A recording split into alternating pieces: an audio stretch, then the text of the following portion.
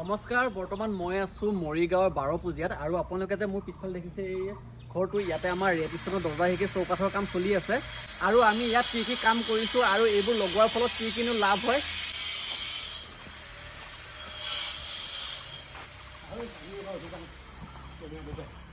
ইয়াতে আমাৰ টোটেল 9খন খিৰিকীৰ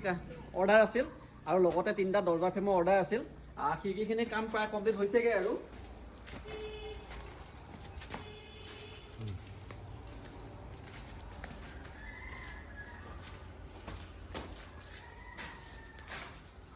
আমাৰ ইয়াত গোটেইখন খিৰিকী 3 পালাৰে আছিল আৰু এইটো 6 হয় 6 ইঞ্চিৰ হয় আৰু 6 ইঞ্চিৰ মালটো লগাৰ ফলত কি হয় মানে আপোনাৰ যিটো এতিয়া প্লাষ্টাৰ কৰা হয় প্লাষ্টাৰ কৰাৰ ফলত মানে প্লাষ্টাৰটো মানে দুই চাইডৰ পৰা সমান হৈ যায় আৰু ইয়াৰ ফিনিচিংটো মানে বেছি ভাল আহে আৰু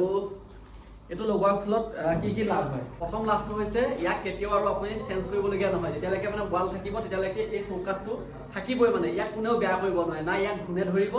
না ইয়াক পানীয়ে বেয়া কৰিব ইয়াৰ যিটো ফিনিচিং এই ফিনিচিংটো মানে আপোনাৰ লোহাৰ লগাক বা কাঠ লগাক মানে ইয়াৰ ফিনিচিংটো মানে আপুনি ক'বই নাপায় কাৰণ কি হ'ল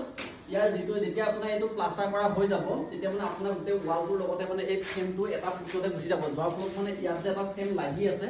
বা ইয়াত কিবা জইন আছে মানে কোনেও গম নাপায় আৰু আপোনালোকে যিমানে দামী কাঠ নলগাওক কিয় এদিন নহয় এদিন মানে ইয়াক ঘূণে ধৰিবই ভাল কাঠ আছে কিন্তু আজিকালি মানে সেই কাঠ পাবলৈ নাই মই নকওঁ যে কাঠ বেয়া বুলি কিন্তু ভাল কাঠ আছে কিন্তু তেনেকুৱা কাঠ আজিকালি পাবলৈ নাই কিন্তু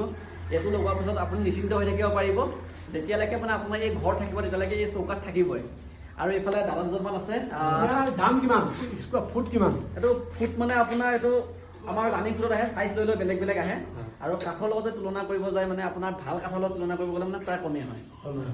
দামটো মানে চিন্তা কৰিব নালাগে মানে বহুত মানুহে ভাবে যে কি ডাঙৰ ঘৰবোৰত লগাই বহুত দামী বস্তু হ'ব বাহিৰৰ পৰা আহে যিহেতু শিলৰ হয় কিন্তু তেনেকুৱা নহয় এইটো আপোনাৰ একদম আপোনাৰ অন্যান্য ঘৰতো লগাব পাৰে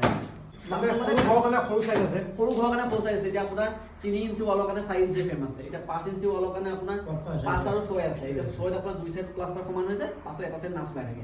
সেইটোৱে ডিফাৰেঞ্চ বেলেগ একো নহয় ঠিকে আছে ভালে লাগিছে ভাল দেখাত ভাল আৰু তাতে ৰং মাৰিলে একদম ভাল হৈ যাব ইয়াত যেতিয়া আপুনি মানে বাৰ্নিছ মাৰি দিব বা বাৰ্নিছ মানে যি ৰঙে নামাৰক ৰং মাৰিলে ইয়াত মানে কোনো গম নাপায় যে ইয়াত মানে এটা মানে ফ্ৰেম লাগি আছে আপুনি ইয়াতে মাৰি চালেও গম নাপায় যে ইয়াত এটা কিল লাগি আছে দেখিছে আৰু এইটো ফ্ৰেম আমি কালি লগাইছোঁ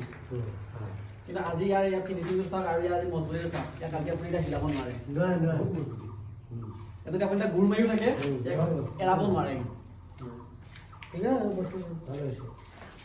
আৰু আপোনালোকে যদি এই ৰেডিশ্যনৰ চৌকাঠ লগাম বুলি ভাবে তেনেহ'লে আমাৰ স্ক্ৰীনত থকা নাম্বাৰটোত কণ্টেক্ট কৰিব অসমৰ যিকোনো ঠাইৰ পৰা আমাৰ লগত কণ্টেক্ট কৰিব পাৰে